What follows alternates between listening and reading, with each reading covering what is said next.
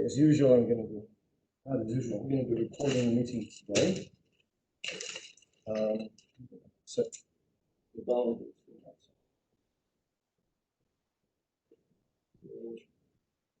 Okay, so let's talk about microbial metabolism. We finished our conversation last week on enzymes, right? So today we're going to talk about the metabolism, the breakdown of glucose. It's going to remind you of stuff. Well, basically, we're going to talk about aerobic respiration. We're going to define the differences between aerobic respiration, fermentation, and anaerobic respiration. And we're going to discuss how other nutrients can be used for ATP synthesis. And then at the end, we're going to talk a little bit about photosynthesis. So we're going to start with a 6-carbon molecule of glucose, and we will be tracking carbons only, okay?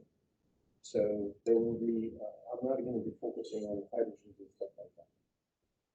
We're going to start with a 6-carbon molecule, which the first step of that glucose metabolism will be the energy investment step. Now this arrow here represents about 5 different chemical reactions, okay? 5 chemical reactions that the energy investment step, 2 ATP molecules are used to phosphorylate glucose that eventually results in the production of 2 3-carbon intermediates called glyceraldehyde phosphate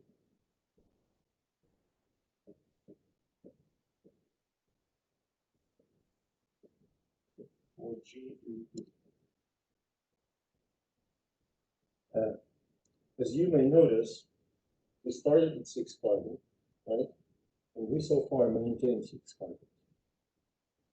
And this molecule, glyceraldehyde phosphate, is, how to say, very reactive, let's put it this way.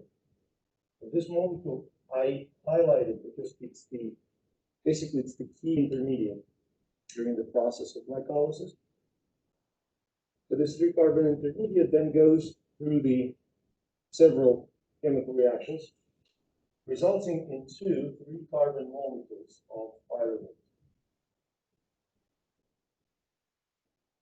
Now, during these reactions, also 5 or 6, I don't remember off the top of my head, you have 2 important products being produced in parallel. So first of all, 4 molecules of ATP. And second, and that's quite important, there is some oxidation going on. So glyceraldehyde phosphate loses some electrons. And those electrons are picked up by NAD+, producing 2 molecules of NAD. Does that make sense? So it's important to understand that the net outcome in terms of ATP and glycolysis will be 2 ATPs. Does that make sense? Because we invest 2, we use 2 ATPs, but in the end we make 4. Okay? So the net result is 2 ATPs and 2 NADs. So we can put glycolysis outcome, 2 ATP, 2 NAD. Then we have 2 main options for the future fate of pyruvate. One option is that there is no oxygen.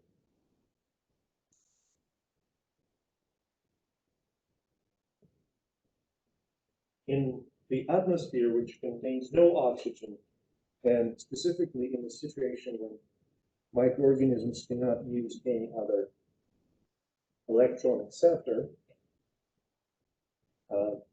we will be looking at the process known as fermentation.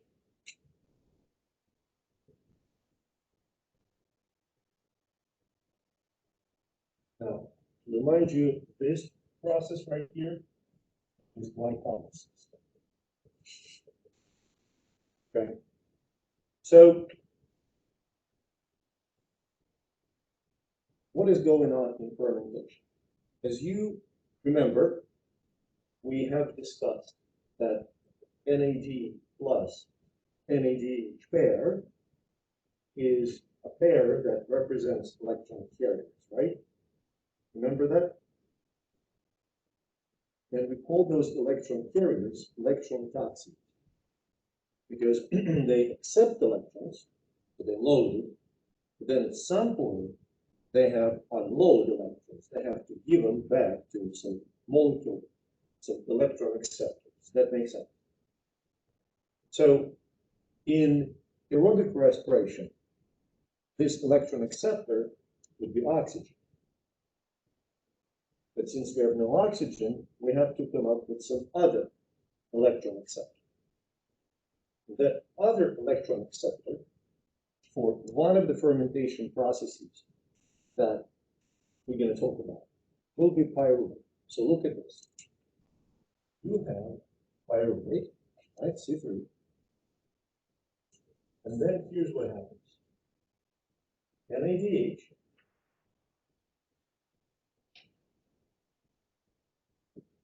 gives its electrons to pyruvate.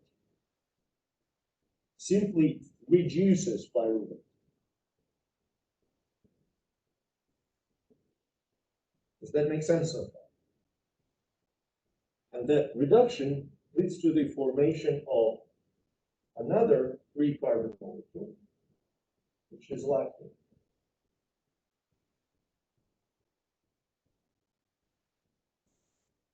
We call this lactic fermentation.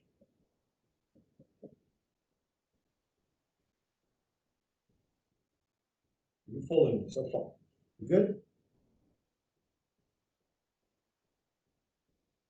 You with me? Okay. Another option, and look, it all depends on which enzymes, genes for which enzymes a particular microorganism has. If microorganism has genes that encode enzymes necessary for fermenting pyruvate to lactate, for transfer of electrons from NADH to pyruvate and reducing it, basically it's called pyruvate reductase, reduce lactate. Sure, in the galactic fermentation. But what if we're going to go through another round? We're going to oxidize one of the carbons on pyruvate into CO2. I wouldn't.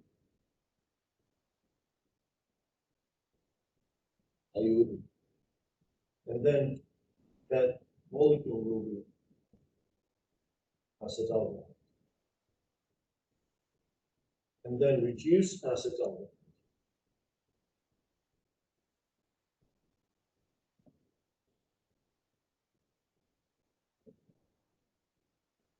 to ethanol.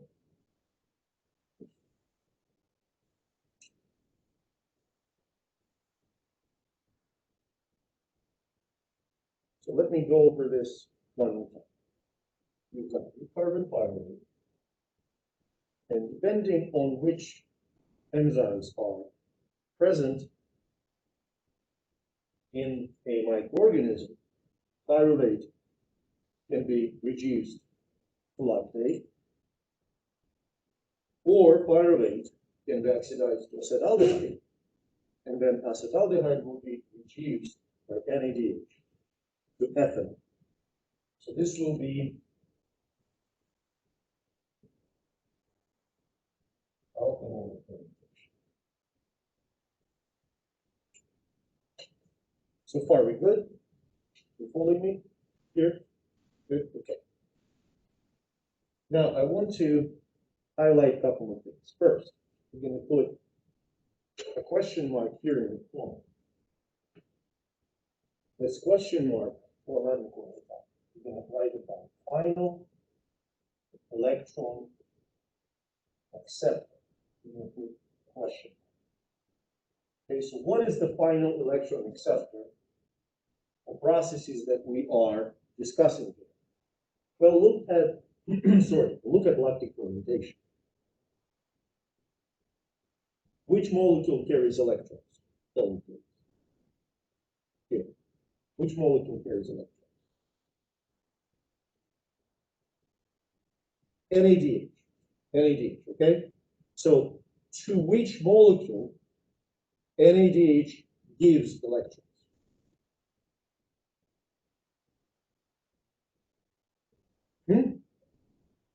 Molecule.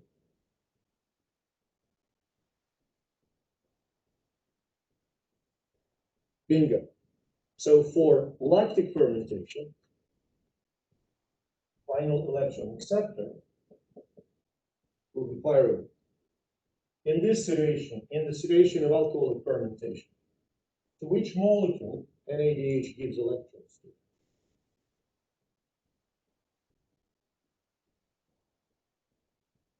Can you see that? Which one?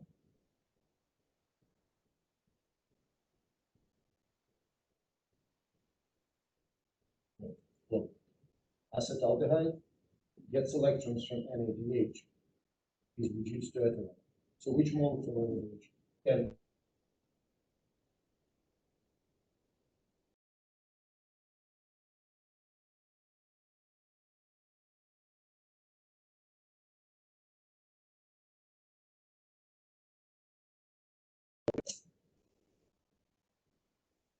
so these are electron acceptors. Now, generally speaking,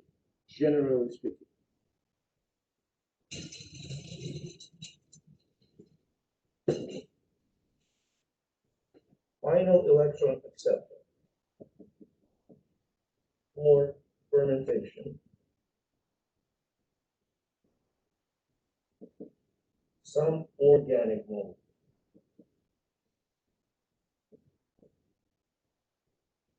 Those are the only two types of fermentation that I want you to know. That clear.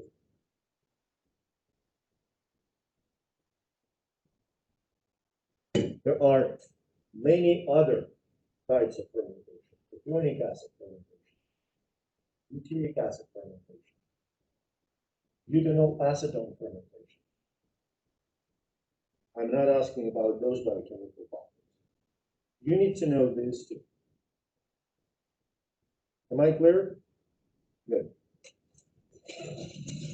Now let's see what happens if oxygen is present.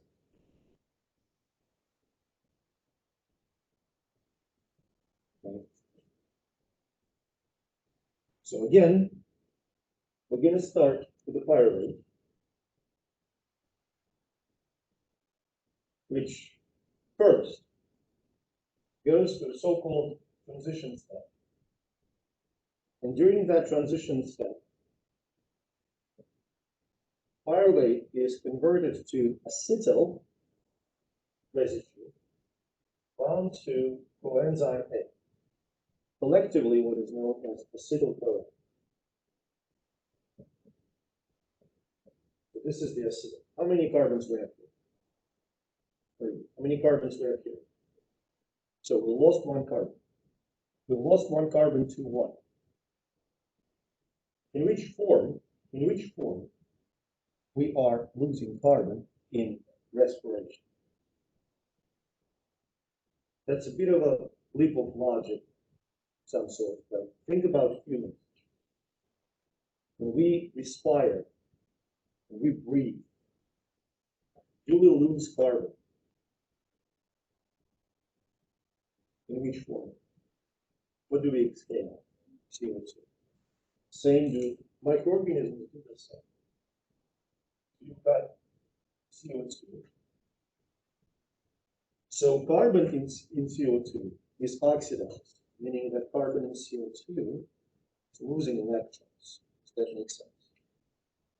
Now, if carbon is losing electrons, which molecule then is supposed to pick up those electrons?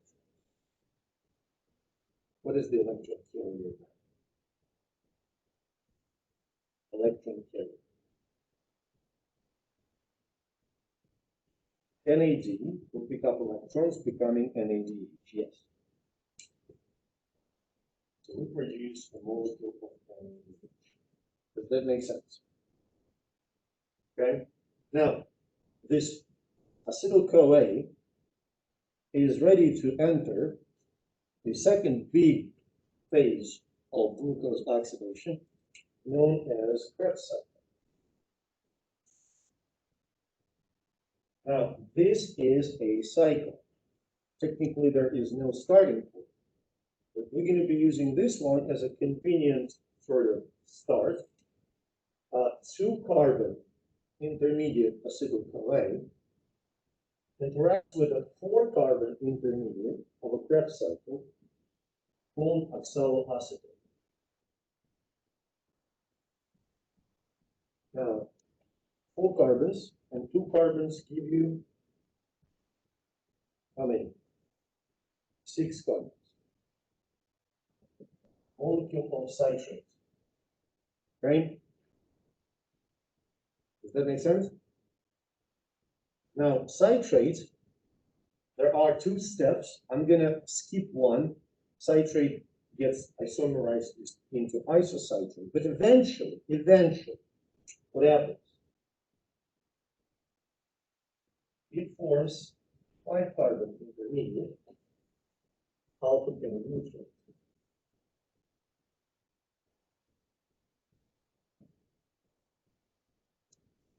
We went from 6 to 5 carbons. That 1 carbon, in which form did we lose it? CO2. And since carbon and CO2 is oxidized, what else did we produce? Electrons from CO2. Bingo.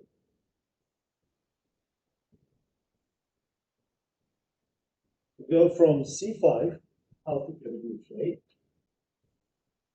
to C4, which is acetyl-CoA. C5 to C4. What else? What we produce here during that phase? And exo.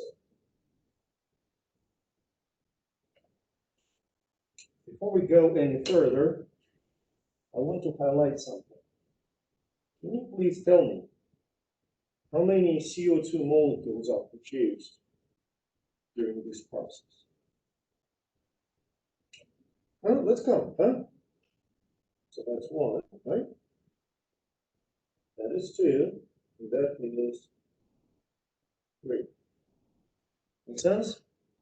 How many carbons were in the pyruvate molecule?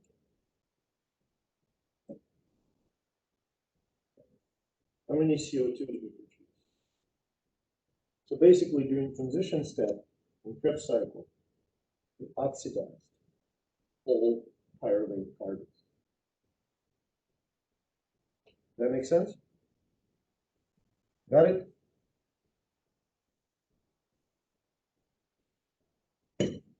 Here I have another. I have another question. How many pyruvates are produced from 1 molecule of glucose?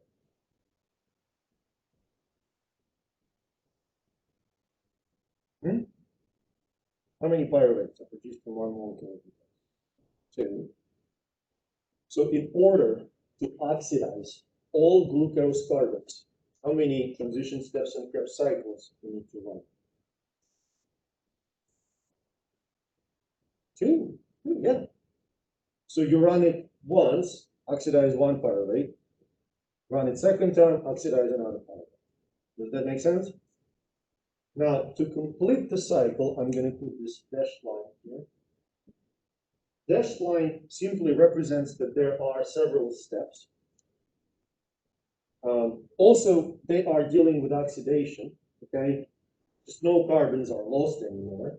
Are you with me so far? So what is produced during this particular step? There's 1 molecule of ATP, 1 molecule of NADH, and 1 molecule of FADH. Now the cycle is complete. Does that make sense? So in the transition step and the Krebs cycle, what we've done, we have completely oxidized all carbons of glucose molecule in, I remind you, in 2 transition steps in Krebs cycle. So we need 2 of those to oxidize all 6 carbons of glucose. Is that clear? Does that make sense? Got it? Okay. So let's write down the yield of transition step plus Krebs cycle. And I want to highlight this very important point here. When we talk about the outcome of the transition step and Krebs cycle, okay, we are talking about the yield of 1 molecule of glucose. So, keeping that in mind, let's start with the number of ATP molecules produced in the listen close. The number of ATP molecules produced in the transition step and Krebs cycle for 1 molecule of glucose. How many?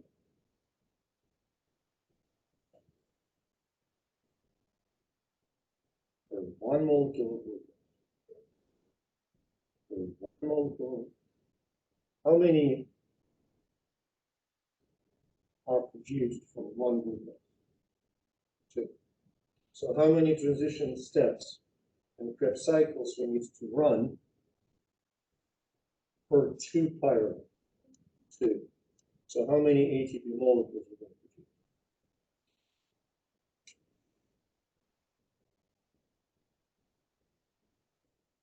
How many molecules of NADH? That we need to count. So let's start counting NADH. Here, here, here. So per glucose, how many NADH? Yes. And how many FADH2?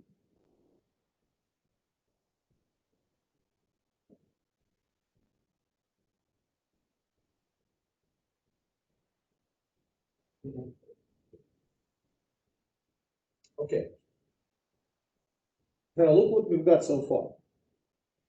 How many ATP molecules we've got so far? 4. Not impressive. You know, for as an energy source, it's kind of right? So obviously the main goal of glycolysis, main goal of glycolysis is to prepare glucose to enter the Krebs cycle, to produce pyruvates that can enter the Krebs cycle. The main goal of Krebs cycle is to oxidize the glucose and produce as many electron-reduced forms of electron carriers as possible. So we collected all high-energy electrons from our glucose molecule. Does that make sense? Now, finally, we need to do something with those high-energy electrons. And here comes another stage that is called electron transportation.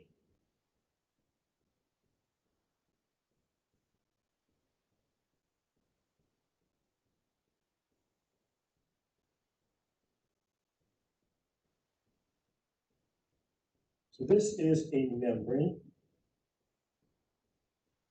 with proteins, transmembrane proteins in it. Okay? We're going to give those proteins numbers 1, 2, 3, and 4. Okay, and this protein right here is ATP synthase.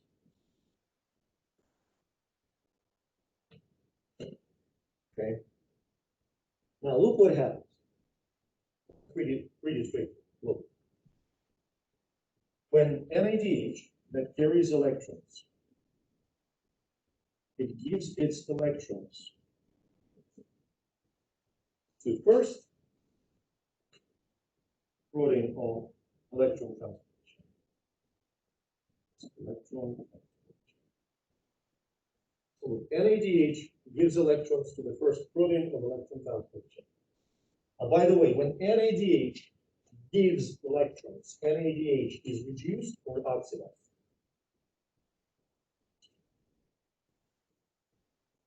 When NADH gives electrons, is it reduced or oxidized? Bingo. So NADH is oxidized. Electrons enter the electron transport chain and they start to move from one protein to another, losing energy with each step. Does that make sense to you? They're like going through this stairwell. Am I clear? So like you put a ball on top of the stairwell, okay? This ball starts to fall from one step to another. With every fall, it gains energy. Well, kinetic energy. In this case, electrons with each quote-unquote fall, they release some of their energy. Do I make sense here? So what is this energy used for? It is used to pump hydrogen ions. One second.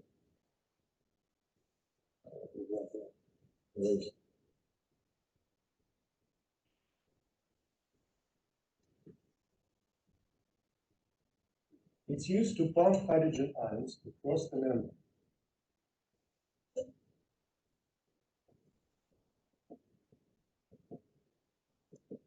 It's pumping. Pumping is an active process. It requires the input of energy. Does that make sense? So hydrogens here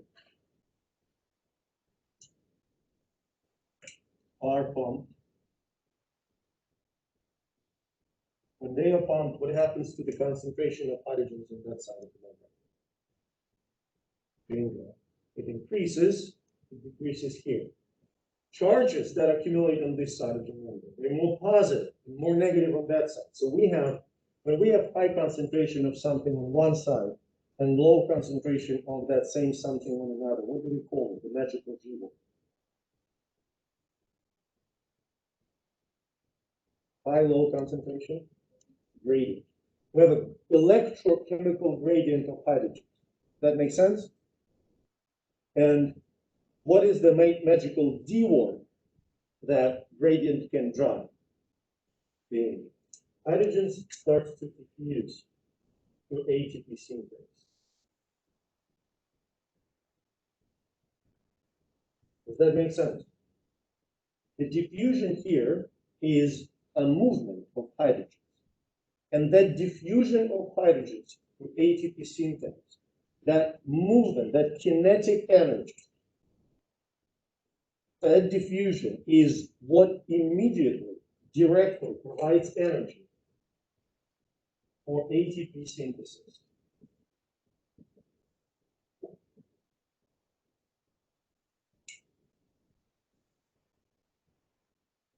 Does that make sense to you?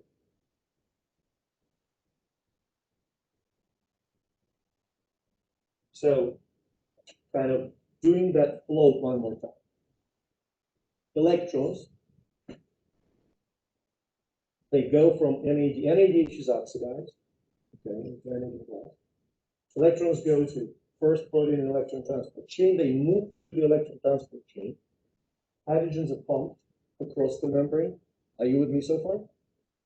That creates electrochemical gradient. And remember, hydrogens are charged, so they hydrophilic. So they cannot cross the membrane directly. You with me? So they have to go through a channel. And that channel is essentially ATP synthase. So that diffusion of hydrogens, due to the electrochemical gradient, directly provides energy for ATP synthesis on the ATP synthase. We're good? Now let's resolve one last little bit. These electrons, they have to be accepted by something. Remember how we said Oh, we have final electron acceptor for lactic fermentation, and final electron acceptor for alcoholic fermentation. So what will be the final electron acceptor for respiration? Well, pretty straightforward. It's a respiration, right? So electrons will end up on oxygen and a bunch of protons, and the outcome of this will be water. So we can highlight oxygen as the final electron acceptor for aerobic respiration.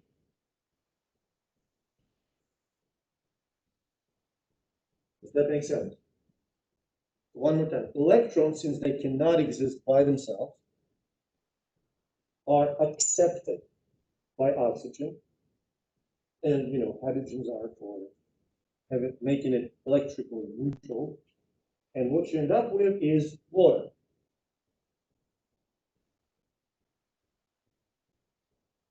Are you with me? We good so far? Following? Okay. Now let's figure out a few things. Thing number one, how many ATPs we can make? Well, I'm going to give you that piece of information. So NADH is equivalent to 3 ATP molecules. FADH2 is equivalent to 2 ATP molecules. Actually, let me change that a bit because I will need that space.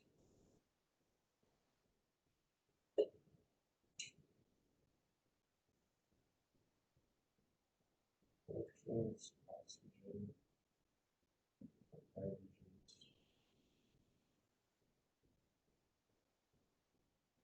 Okay.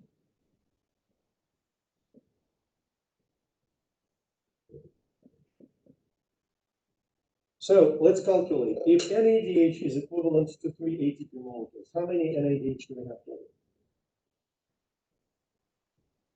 Between glycolysis, transition step, and Krebs cycle, how many NADH total? 2 and so total 10. If each molecule is 3 ATP, so 10 NADH give you how many ATP? Right? 1 NADH gives you 3. 10 NADH give you 30. 3 by 10. Does that make sense? FADH2 gives you 2. So 2 FADH2 molecules give you how many? 4. 30, 4, and 4. Maximum that we can make is 38 molecules of ATP, right?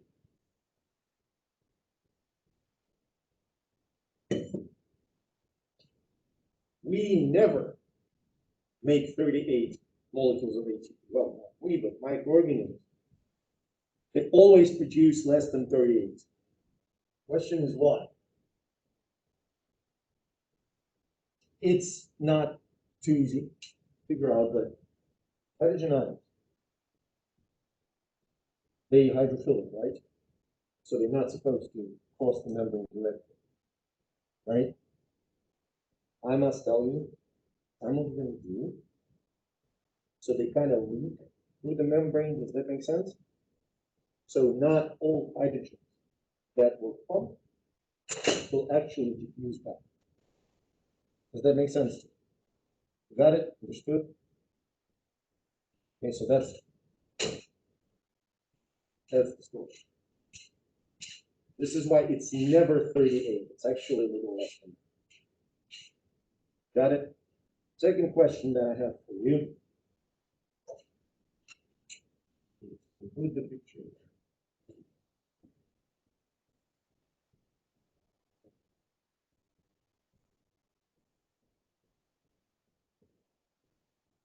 Okay. So, second question that I have here. Why? Not super easy question, but the answer is on the board. Why? NADH gives you 3 ATP molecules, while FADH2 only 2.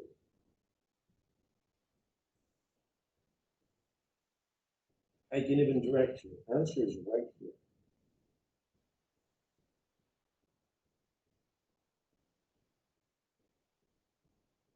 Do you see FADH2? Do you see it? NADH? Electrons from NADH. Which protein do they go?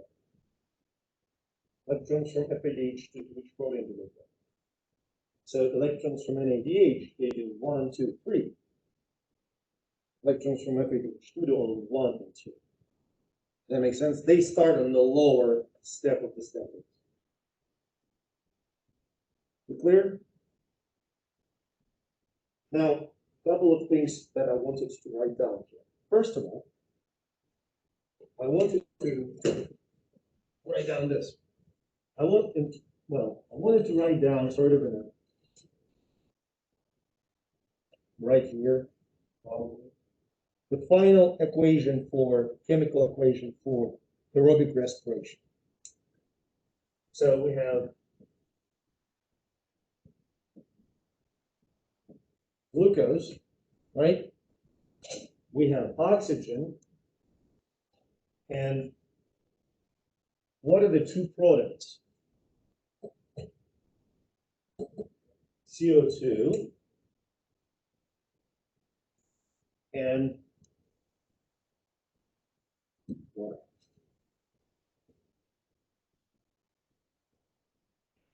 Does that make sense? This is aerobic respiration. Now, remember I mentioned a couple of times anaerobic respiration. So for anaerobic respiration, what is the difference?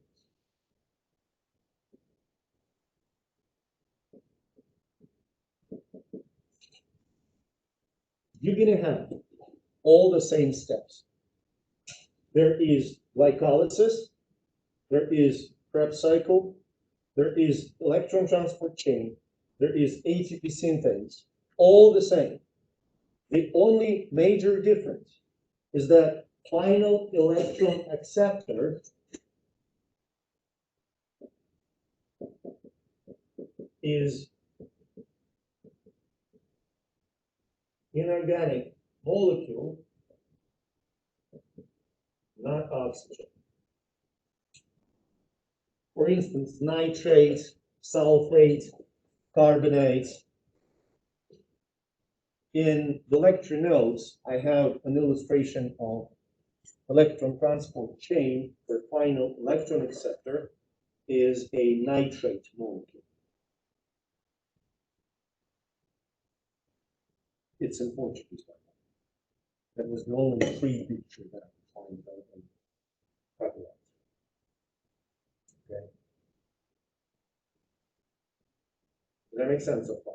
Now, let's review the final electron acceptors. So, aerobic respiration, oxygen. Anaerobic respiration, inorganic molecule that is not oxygen, like sulfate and nitrate.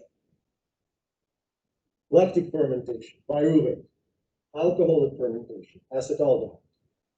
Now, if I ask you, I'm going to ask you first a simple question. In terms of amount of ATP produced per molecule of glucose, what is more effective, respiration in general or fermentation?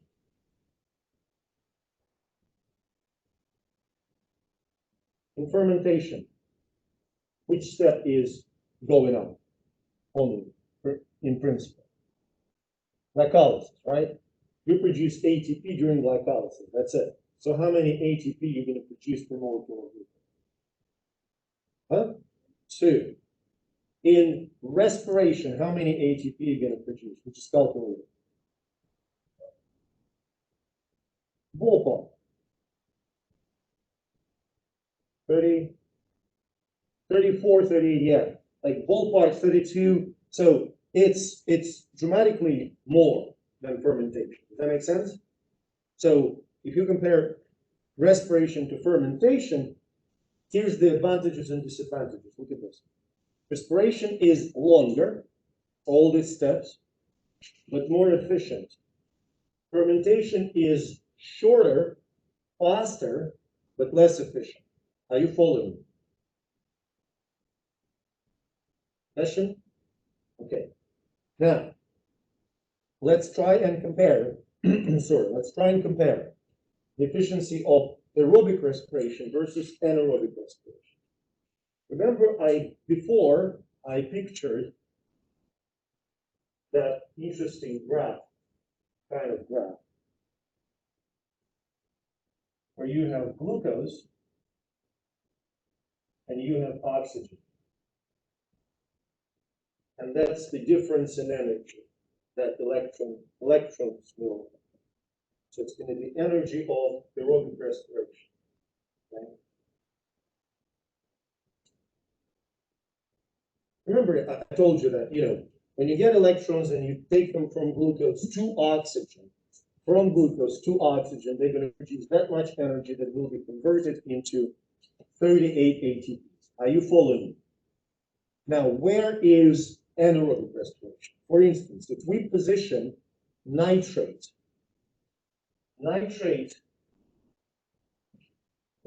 will be about here.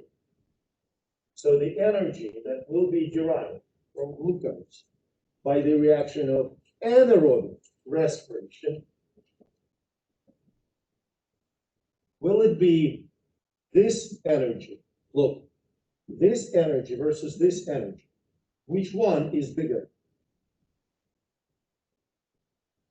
Kind of obvious.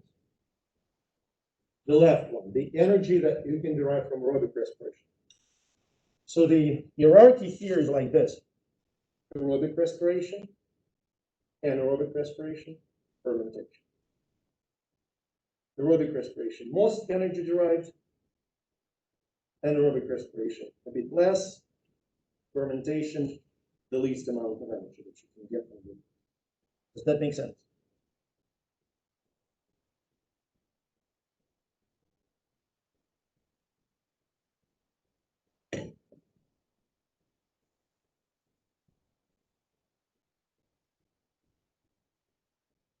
We're good?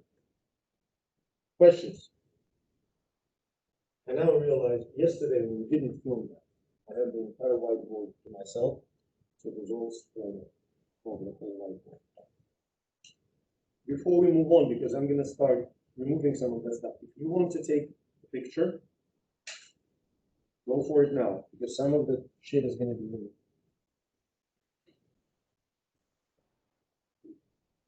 The best way to appreciate this, the best way to kind of study it, and trust me, I know because that's how I do this. Take a clean sheet of paper and start to lay it out, saying what's going on. By yourself, sit with your friend, doesn't matter.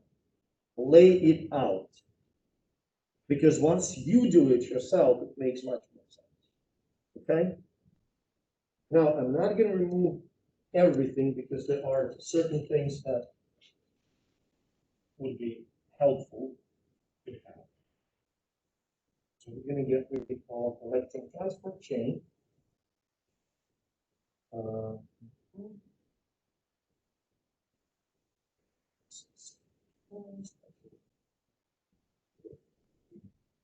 Fluid fermentation. So the first thing that I want to highlight is why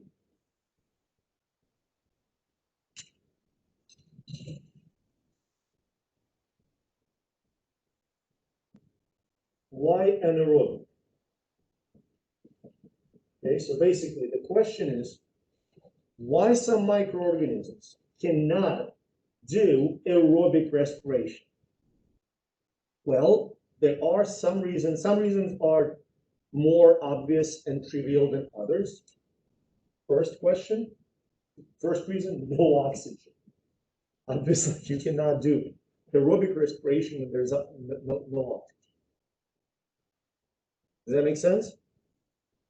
Second possible reason, no electron transport chain. And that is totally possible. if your microorganism does not produce proteins of electron transport chain, you can't respire. And you can ask, oh, hold on a second. Why don't all of them have it? Sometimes these genes are lost. Does that make sense? And remember, evolution is not about efficiency. Evolution is about survival. If fermentation is sufficient, it's fine. Does that make sense to you? And there is another interesting feature. So during this whole book, this process right here, there's a lot of oxidation. Cells form so-called reactive oxygen species. ROS, reactive oxygen species.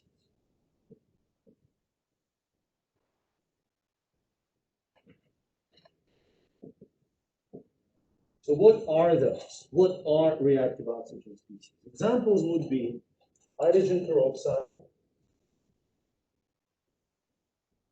and superoxide anion. We're going to talk about those once we get to microbial growth requirements, okay?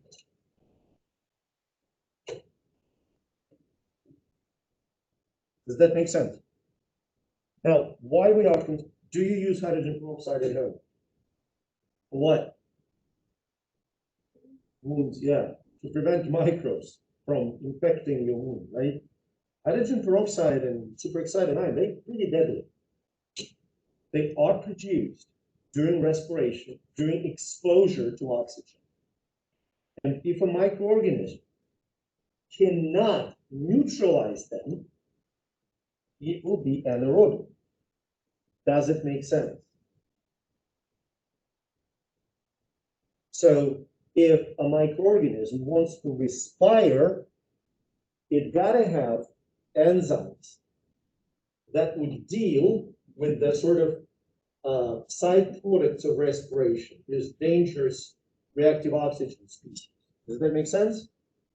For instance, if you would look at Clostridia that are obligate anaerobes, they have no expression of those enzymes that deal with reactive oxygen species. They are obligate anaerobes. They cannot even grow in presence of oxygen. Does that make sense? If you would look at micrococci, you may remember from your skin samples, we had yellow colonies. Micrococci are aerobic microorganisms. They're very good at dealing with that stuff. Does that make sense?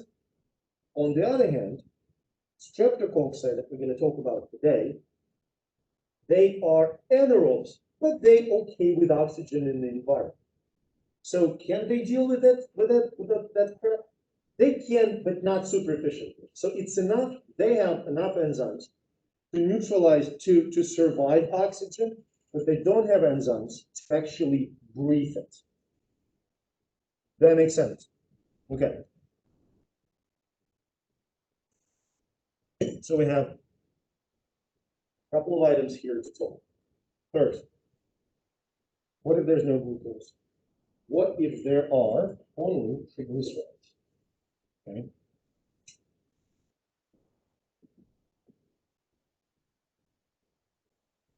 Now remember that triglycerides consist of glycerol and 3 residues of fatty acids. So what would microorganisms do with those? They will break down triglycerides to glycerol, which has 3 carbons, and that's important, and fatty acids.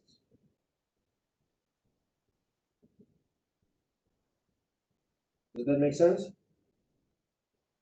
3 carbon, 3 carbon. Look at the names: glyceraldehyde, glycerol.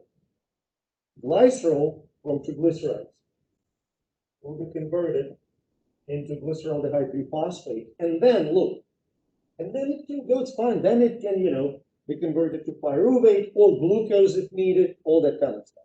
Am I clear? Does that make sense?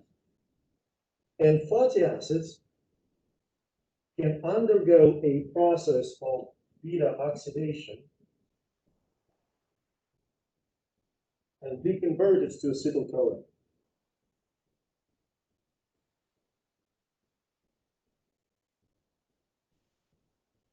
Does that make sense? We're good so far?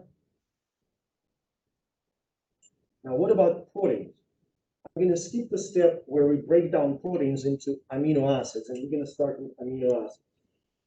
So what can happen to amino acids? Oh, that's going to be a long, well,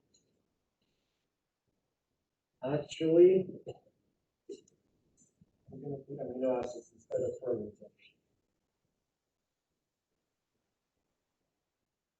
So amino acids, they can undergo deamination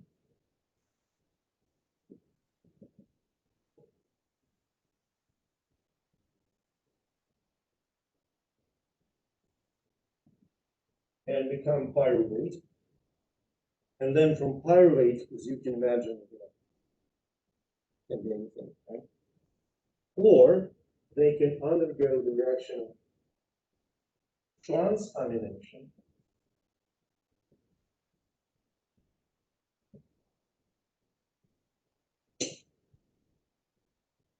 and become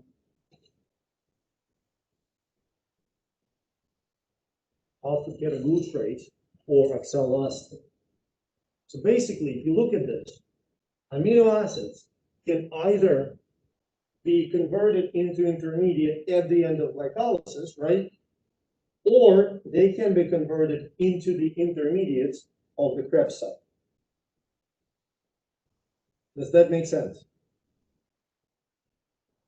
So this is, now, this concept, when you have, say, a fat that can be converted into intermediates of glucose metabolism. This concept is called amphibolism. Amphi meaning two, both ways. Okay? Why I stress it so much? Now, virtually all of these reactions are reversible. Take a look at the implications of what I just said. If amino acids, look at this, if amino acids can be converted to alpha-ketoglutarate or oxaloacetate, that means that oxaloacetate and alpha-ketoglutarate can be used to make amino acids. Does that make sense? If glyceraldehyde triphosphate can be derived from glycerol, it can go the other way around. Is that if acetyl-CoA is the product of fatty acids oxidation, then acetyl-CoA can be used to synthesize fatty acids. Is that clear? That amphibolism. Good? Okay, last couple of things. Bigger things that we're going to talk about before the break. I'm going to get rid of it. Is that okay? We're going to talk about photosynthesis, and we're going to talk about streptococci.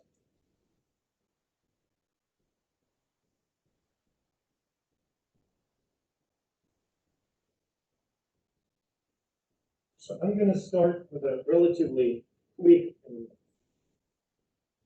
sort of in a good brushstrokes overview of photosynthesis. So photosynthesis is a process that essentially is opposite to cellular respiration. Look at this. We've got CO2, we've got water, and the products will be glucose.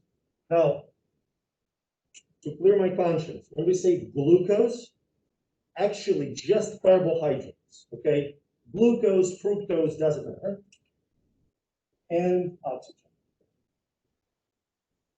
So photosynthesis is the way to fix inorganic carbon and put it in the organic form, okay? So there are two reactions, light-dependent reactions and light-independent. So let's talk about, obviously, these ones require light, these ones do not. Okay? Now, let's take a look what happens during light-dependent reactions in photosynthetic microorganisms. So we're going to start with a molecule called Photosystem 2. It's a transmembrane protein, okay?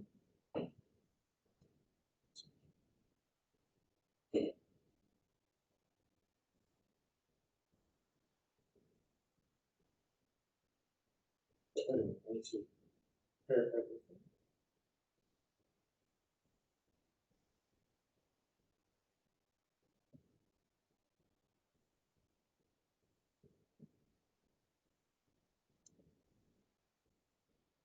Okay, so those are transmembrane proteins, right? You with me so far?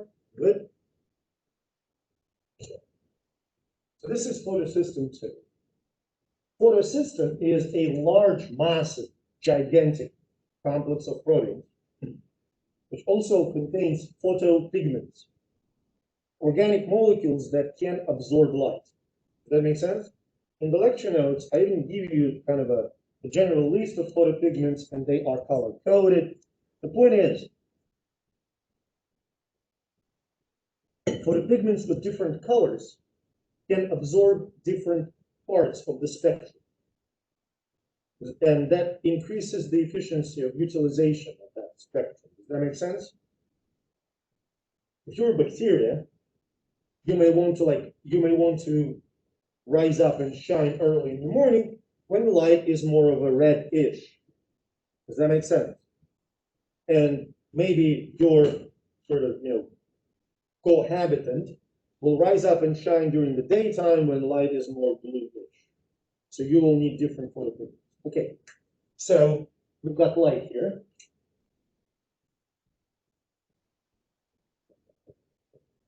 I'm going to skip a lot of steps. I'm just going to explain this. Light is harvested by so-called light harvesting centers in the photosystem. And then all that energy of light is channeled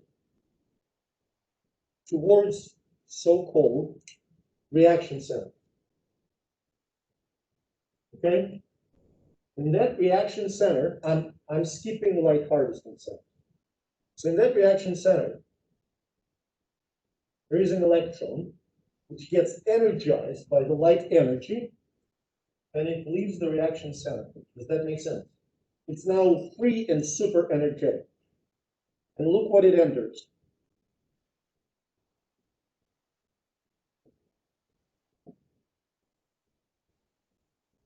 These 3 steps of electron travel, do they remind you of something that we just discussed?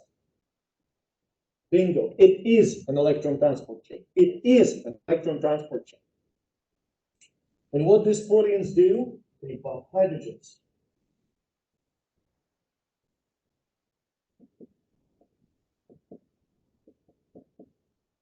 Does that make sense to you? And bumping of hydrogens creates magical G word. What? Huh? No, G word. Say again? The gradient, and gradient enables diffusion. Does that make sense? That's obviously. So hydrogens diffuse. And yes, it is ATP synthase. Okay?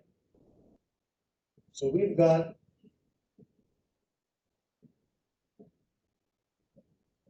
ATP synthesized. Does that make sense to you? Good? So photosystem 2 energizes the electron by utilizing the energy of light, so that energy can be converted into energy chemical bonds and ATP. That's your first product of light-dependent reaction.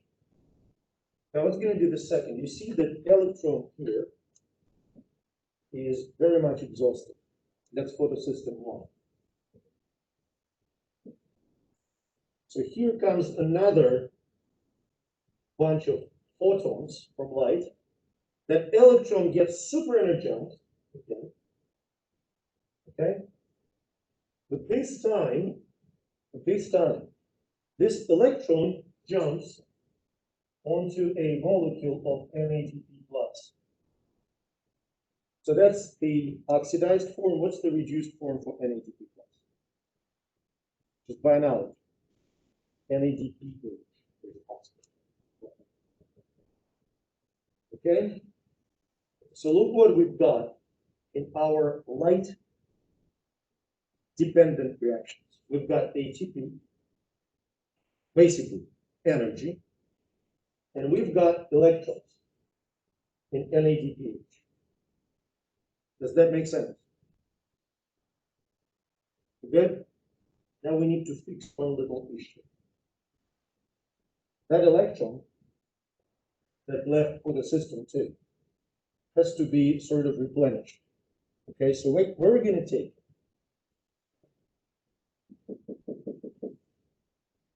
We're going to take a molecule of water. I want to be chemically correct. And we're going to oxidize that molecule of water.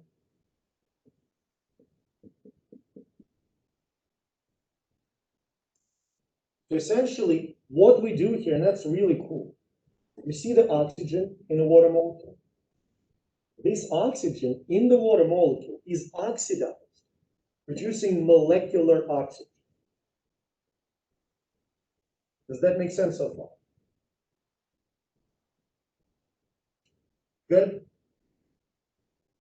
So, to summarize, we use energy of light to generate ATP, a typical electron transport chain, and to energize an electron to produce high energy electrons on NADPH, on the electron carrier.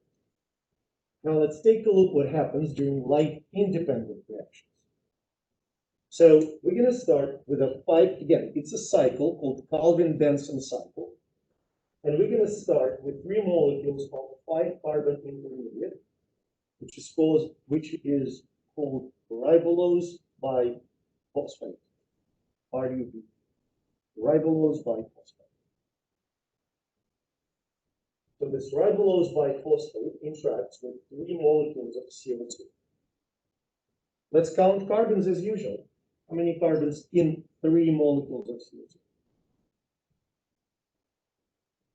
3 molecules of CO2. How many carbons? 3 carbons. How many carbons in 3 molecules of ribulose biphosphate? C5. 1 molecule is 5 carbons. 3 molecules, 15 plus 3, 18. So we have 18 carbons, and these 18 carbons will be regrouped into 6 3-carbon intermediates that are phosphorylated. This intermediate is called phosphoglyceric acid. Does that make sense? Now, starting from here, there is a bunch of chemical reactions that I am not going to kind of, write down. Gets phosphorylated, then it gets reduced. The point is, you go from here to another 3-carbon intermediate, and on your way during these processes, this is where you spend your ATP, and this is where you spend your NADPH. So you use ATP to phosphorylate phosphoglyceric acid, and you use NADPH to reduce it to, now lo and behold, I'm going to name this bottom 3-carbon intermediate.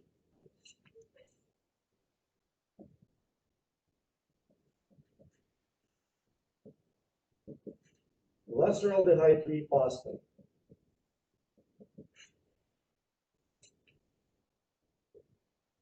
G3P. Does that sound familiar? Where did you see it last time? Bingo, glycolysis. It was a derivative of glucose, right? Now, very simple. Out of these 6 molecules of G3P, you use 1 to start making glucose or fructose. And now you have 6 3-carbon intermediates. You took away 1 for carbohydrate synthesis. How many you have left? 5. If you have 5 3-carbon intermediates, how many carbons are there? 15. You take several steps and you complete the cycle. Does that make sense?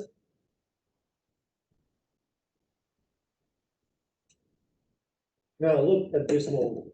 G3 glyceraldehyde fructose. How many carbons are in 1 G3P molecule? 3 carbons. How many carbons are in 3 molecules of CO2? Also 3. So what happened? What happens during Calvin-Benson cycle? You take 3 inorganic carbons and convert them into 3 organic carbons. Does that make sense to you? Process of converting inorganic into organic is called fixation. When you do this to carbons, it's the carbon fixation. When you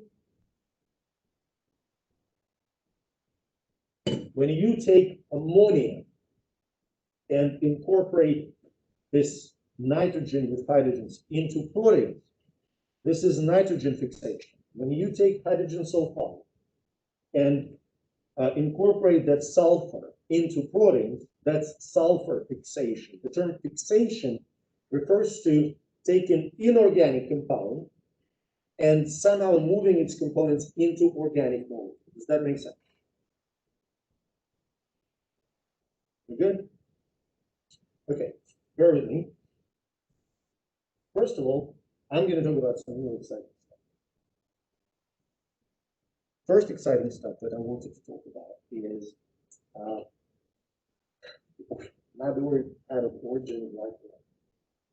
Really like that big brand. So, first of all, origin of life, like how it started, isn't a subject of scientific inquiry. Anybody has an idea why? Why scientists are not really interested in the origin of life? Science works with the events that are unique. Life originated once, as far as we know. That makes sense? Like, okay, fine, you have a hypothesis, good for you. Okay. You can't really test it. Now, however, we can kind of suggest certain things. So when we don't know how it appeared, but we have a pretty good reason to think what those first cells were. They were prokaryotes, right? And I'm going to ask you this question. Remember we were talking about autotrophs, organisms that can generate their own food, like, like this. And heterotrophs, organisms that require organic matter to survive.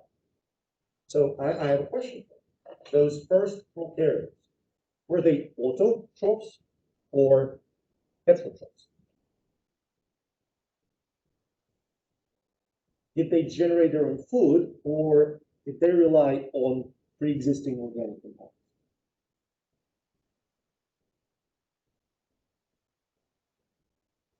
50-50, come on, I told you before. There's 50-50 question now. Just pick one. What do you think? Autotrophs or heterotrophs?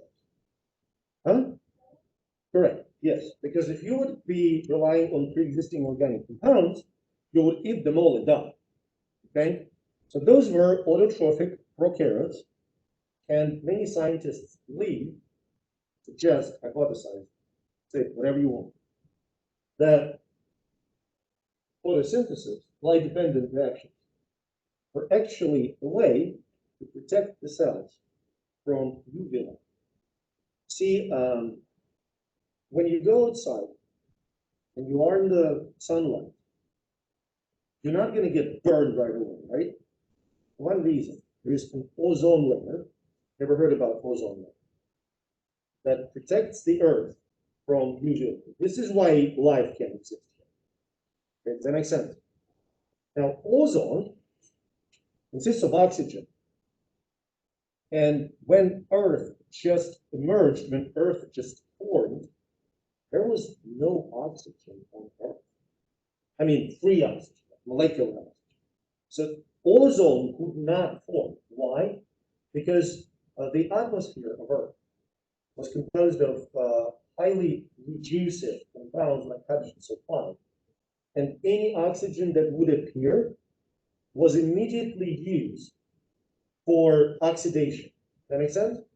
Now you have those prokaryotes that can carry out photosynthesis, and you see oxygen is a waste product of photosynthesis. Does that make sense? Obviously, those prokaryotes are anaerobic, but at this point, they don't really have to worry about oxygen, because what happens? They photosynthesize, they produce oxygen, and this oxygen is immediately used to oxidize all those highly reducive compounds in the atmosphere. Does that make sense? At some point, they oxidize everything in the atmosphere, but then you have an ocean. So oxygen gets dissolved in the ocean and oxidizes all that it can in the ocean. This process of oxidation of everything on Earth took about 1 billion years. That's pretty sobering number. And then finally, oxygen started to accumulate in the atmosphere. And then a really interesting thing happened. Those were anaerobes, right? And they were basically polluting their own environment. And at some point, when oxygen concentration reached a certain threshold, I don't remember which one was that, but it's pretty low actually. It led to what some scientists call great oxygen revolution, and other scientists call great oxygen catastrophe. Because according to estimates, 90%, 90% of life on Earth died. Just imagine that for a second. 90% of all living things, not species, all living things, just died. And since then, Earth became aerobic. And that brings me to another really important point. Look at the reaction of photosynthesis. If we will run it backwards, it is aerobic respiration. Does that make sense? We're going to move away from microbiology for a second, and I'm going to talk about plants. So a tree right there, does it photosynthesize? Yes. Does it respire? Yes. If it produces oxygen and then uses it for respiration, does it really generate any oxygen? If tree photosynthesizes, produces oxygen, and then uses that oxygen for its own respiration, does it? What's the net? No. What do we call forests? The lungs of the plant. Ever thought about it? It's not. They aren't. Forests are not the lungs of the planet. They're a pretty balanced community. They use practically all oxygen that they produce. So the question is, what the lungs of the planet are? Well, first of all, compared to algae in the ocean, the amount of photosynthesis that forests carry out is minuscule. Most photosynthesis is carried out by unicellular algae in the ocean. Does that make sense? And again, they can respire too. So how can we make sure that there is some oxygen left after photosynthesis? The only way is to reduce respiration. How? We take some of that organic carbon and stow it away. Does that make sense? We have to remove it. We have to make it inaccessible for oxidation. Does that make sense? Lungs of the planet are oceans. Organic compounds, dead fish, dead algae, dead whatever, aquatic life, sinks to the bottom of the ocean, which is very anoxic. There's no oxygen there. Does that make sense? And there at the bottom, it cannot be oxidized. Eventually, it becomes oil and gas. Okay, does that make sense? And on the dry land, the lungs of the planet, the lungs, the places where these organic compounds can be stored away from oxygen, are swamps. I mean, I don't say that we need to, now we can easily plow through the Amazonian forest and just don't give a shit about it. I just want, that conception, oh, plants will produce, no, they don't. They do not produce oxygen. They use all that oxygen. Does that make sense? Now, since now I'm finished with that rant, I'm going to fairly briefly describe 4 species called Streptococci. And we're going to take it. So Streptococci, gram-positive, air-tolerant anaerobes, meaning that they ferment, okay? So species that I want you to know. Streptococcus mutans, causative agent of dental caries. The most common infectious disease in the world. Okay? When a person gets Streptococcus mutans in the oral cavity, and not everybody has it, okay? Strep mutans uses glucose to make a sticky carbohydrate layer on the surface of the teeth. And it ferments fructose, producing acid. And that acid slowly dissolves your enamel. Does that make sense? This is why, and that is true, that is not a myth. This is why when your dentist or your mom tells you, don't eat sweets, they will ruin your teeth. They will ruin your teeth. Because sucrose is glucose plus fructose. So glucose will make the sticky layer, and fructose will be fermented to destroy your enamel. Does that make sense to you? Streptococcus agalactinae, or so that's called group B streptococci, causative agent of neonatal meningitis.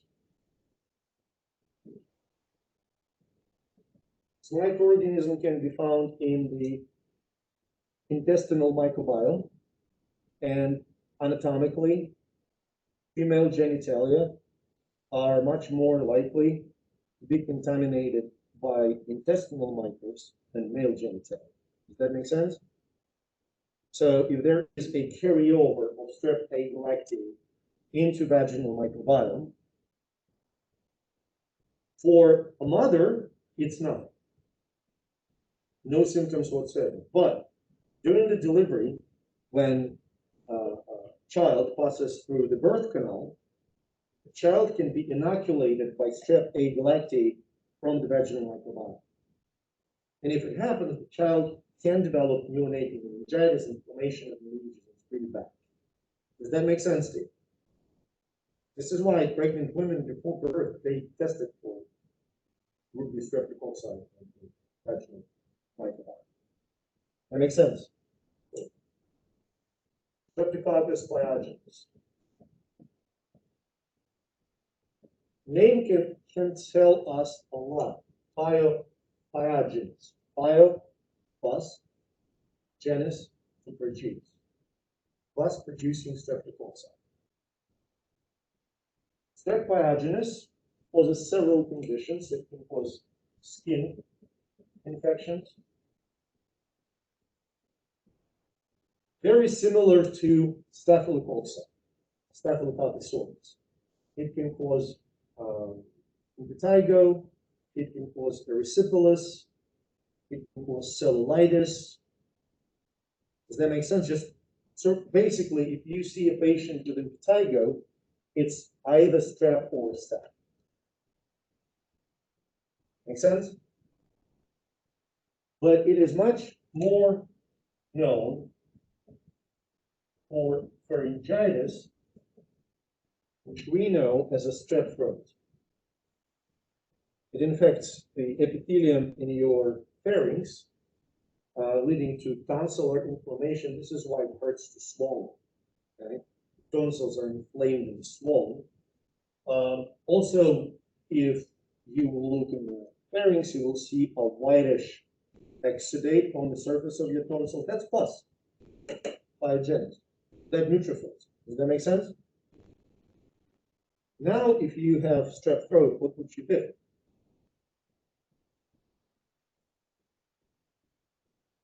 What? Curl up and die? What? What you gonna do if you have strep throat? You're gonna go to a physician, or even PA, or even a nurse, and they will tell you, here's amoxicillin, go away. Okay? You'll be fine. Estimates of the mortality rate among children from strep throat, from streptococcal infection of the throat, before antibiotics, placed the mortality rate at about 80%. So when you read a book and a child died of fever, was no fever. It was either strep or staph infection. That makes sense? That's pretty bad. Because here's what happens if you don't treat it. First of all, it becomes systemic infection, known as Scarlet Fever. One of the pretty characteristic, and believe me, it happens now. It happens in our modern times of antibiotics. One of the very characteristic signs of the infection is red rash on the anterior thorax and the face and the cheeks. Okay? Scarlet fever is bad by itself. It's a generalized bacterial infection, really high fever. There are a lot of complications. And one of the probably the worst complications of scarlet fever is so-called rheumatic fever. In this case, microorganism infects joints, causing arthritis, therefore rheumatic component, and infects heart, leading to endocarditis. Rheumatic fever is a pretty deadly disease. Okay. Does that make sense? So it's not limited to joints and heart. It may involve kidney, but it's kind of really big thing. Are we clear? And lastly, it's Streptococcus pneumoniae. Now, name is somewhat self-explanatory. It can cause streptococcal pneumonia, okay? But perhaps the most important disease caused by strep pneumonia is meningitis in adults. We call it community-acquired meningitis. Now, you can imagine that since we're talking about respiratory system in case of strep pyogenes and respiratory system in case of strep pneumonia, it is transmitted by respiratory route. Does that make sense? So you hope from someone gets it. Now, another name for that strep pneumonia is pneumococcus. Ever heard this term? Pneumococcus. I can guarantee if you worked in a long-term care facility, you should. Because it's a huge problem for people who have slightly weakened immune system, such as elderly. And it is a huge problem for places where everybody is crowded, have no hygienic habits, like school. So this is why vaccination against pneumococcal infection basically is mandatory in schools, and it is mandatory in nursing homes. It's a respiratory disease. It can wipe out people. Does that make sense? So there is a vaccine against Streptococcus pneumonia. It's really effective. And quite frankly, if I will not get out of lost my position, I don't remember if I have many. They usually grouped under meningitis vaccination. So it's pneumococcus, meningococcus, and Haemophilus influenza. Any questions? Good? Okay.